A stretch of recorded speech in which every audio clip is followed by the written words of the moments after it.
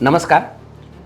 Cockroach જનતા પાર્ટીનું સફળ કહી શકાય એવું આંદોલન દેશમાં થયું પછી અનેક લોકોને પ્રેરણા મળી અને આ આંદોલન બાદ અનેક લોકોએ આ પણ આંદોલન થવું જોઈએ તે પણ આંદોલન થવું જોઈએ એમ કરીને પોતપોતાની રીતે ઇન્સ્ટાગ્રામ પર કે સોશિયલ મીડિયા પર પોતપોતાના પ્લેટફોર્મ્સ કે પોતપોતાના પેજ બનાવ્યા છે.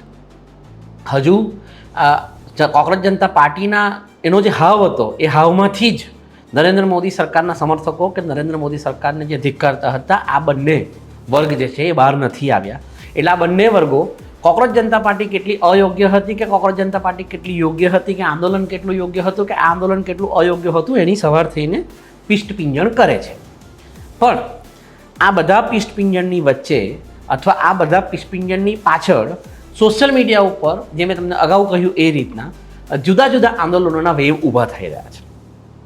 અલબત્ત લોકતંત્રમાં આંદોલનો થઈ જ શકે, કરવા જ જોઈએ. આજે તો સુપ્રીમ કોર્ટે પણ ટિપ્પણી કરી છે કે આંદોલનો કરવું એ લોકોનો અધિકાર છે અને એમના ઉપર લાઠીચાર્જ ન કરી શકાય અથવા એમના ઉપર જો લાઠીચાર્જ થાય તો એ અમાનવીય તેમજ ગેરબંધારણીય કહેવાય. આ પ્રકારની વાત સુપ્રીમ કોર્ટે પણ કરી છે. પરંતુ દરેક આંદોલનનો એક ચોક્કસ મોટિવ હોવો જોઈએ.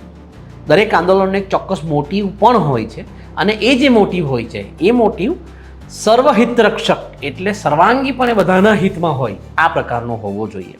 પછી મને એકલાને કંઈક જોઈએ છે એટલે હું સરકારની સામે આંદોલન માંડું અથવા બીજા કોઈ 5 માણસોને બીજું કંઈક જોઈએ એટલે સરકારની સામે આંદોલન માંડે એ ગેરવાજબી એટલા માટે કહેવાય કે આપણે લોકતંત્રમાં જ રહીએ છીએ અને આપણે ઓલરેડી એક ચૂંટેલી સરકારને દિલ્હી સુધી મોકલી છે. તો હવે ચૂંટેલી સરકાર સંસદના માધ્યમથી અમુક કામો કરતી હોય છે અને કરવા દેવાની હોય છે. ખેર, આ આંદોલનોની વાત મારે એટલા માટે કરવી પડી રહી છે કે કોકરોચ જનતા પાર્ટીનું આંદોલન પૂરું થઈ રહ્યું હતું એ જ દિવસોમાં ઇન્સ્ટાગ્રામ પર રિઝર્વેશન હટાવો આંદોલન આ નામનું એક પેજ શરૂ થયું અને અત્યાર સુધી આ બોલાઈ રહ્યું છે ત્યાં સુધીમાં એ પેજ ઉપર 5.6 મિલિયન લોકો એમની સાથે જોડાયા છે.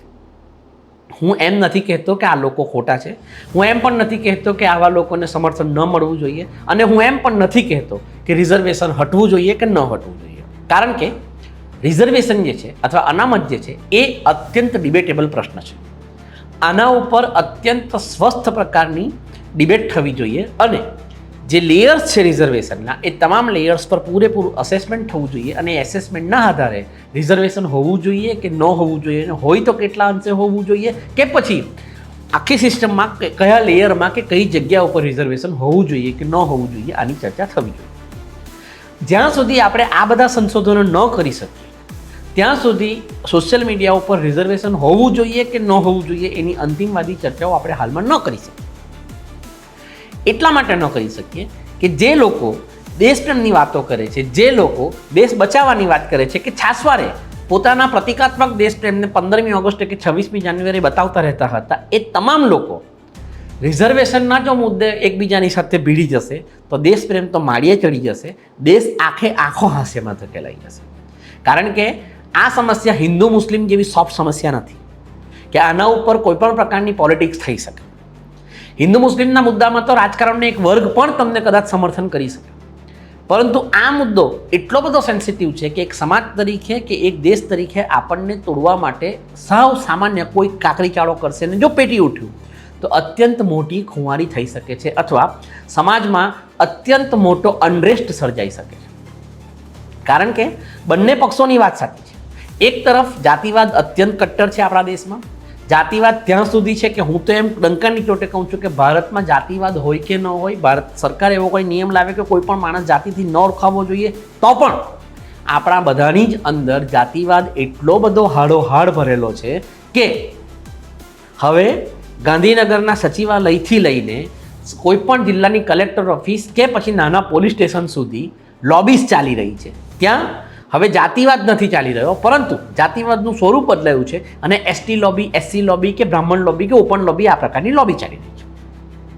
એટલે સૌથી પહેલાં તો આપણે સૌએ સ્વીકારવું પડશે કે અનામત એ જુદો મુદ્દો છે અને જાતિવાદ એ જુદો મુદ્દો છે અને જ્યાં સુધી આપણે જાતિવાદ ઉપર કામ નહીં કરીશું કે આપણી અંદર જે હાડોહાડ ઠસોઠસ જાતિવાદ ભરેલો છે એ જાતિવાદથી મુક્તિ નહીં મેળવીશું ત્યાં સુધી આપણે હાલમાં આ બહુ જ પ્રીમેચ્યોર અવસ્થા છે એ અવસ્થામાં અનામત હટવું જોઈએ કે ન હટવું જોઈએ એવી ચર્ચા સોશિયલ મીડિયા ઉપર છડેચોક ન કરી શકે.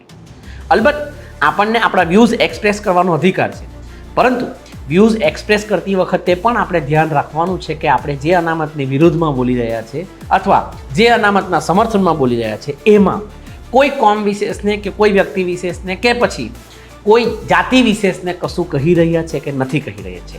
આ ઉપરાંત આમાં આપણો ભાષા પ્રયોગ કે આપણા શબ્દ પ્રયોગ કેવા છે એ પણ અત્યંત મેટર કરે છે. આ એક એવો પલિતો છે જે પલિતો સંસદ સુધી પહોંચે ત્યારે તો પહોંચશે, પરંતુ સોશિયલ મીડિયામાં જ પહેલી નજરે આ પલિતો આખા દેશને 2 ભાગમાં ડિવાઈડ કરી શકે એવો છે.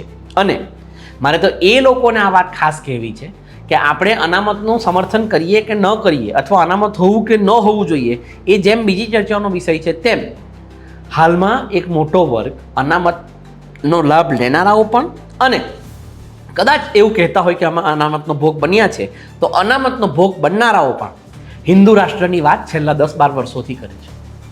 અને હિન્દુ રાષ્ટ્રની વાત જ્યારે જ્યારે તમે લોકોએ કરી છે ત્યારે તમે એક કોમ વિશેષને જ ધ્યાનમાં રાખીને હિન્દુ રાષ્ટ્રની વાત કરી છે. પરંતુ હવે જ્યારે અનામત હોવી જોઈએ કે ન હોવી જોઈએ એની ડિબેટ કરો છો ત્યારે હિન્દુ રાષ્ટ્ર પર તમારી જે પરિકલ્પના છે એ પરિકલ્પના પર જ સૌથી પહેલો વાર થશે.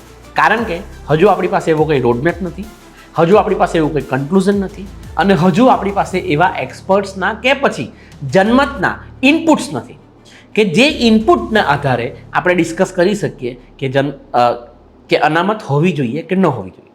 એટલે આખા વિડીયોનો સાર મારે એક જ વાતમાં કહેવો છે કે હાલમાં આપણે દેશ તરીકે કે સમાજ તરીકે અનરેસ્ટિંગ તરફ ન જવું હોય તો અનામતના મુદ્દે છડેચોક બોલવાનું કે પછી અનામતના મુદ્દે ગમે એ ભાષામાં બોલવાનું આપણે ટાળવું પડશે.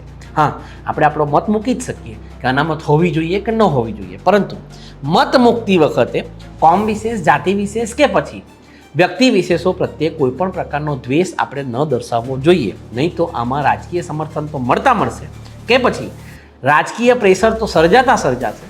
આપણે એક દેશ તરીકે કે આપણે સમાજ તરીકે તૂટી જઈશું. નમસ્કાર.